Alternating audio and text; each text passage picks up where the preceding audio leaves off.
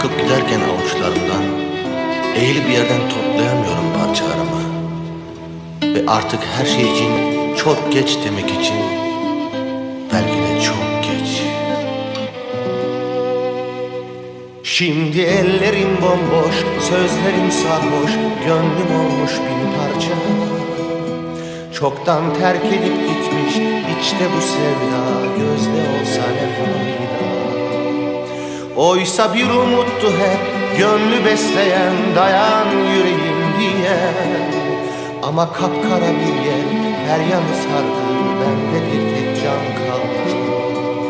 Oysa bir umuttu hep gönlü besleyen, dayan yüreğim diyen. Ama kapkara bir yer her yanı sardı, bende bir tek can kaldı. Coşkun ırmaklardan, tozlu yağmurlardan, taşlı yollardan geçtim.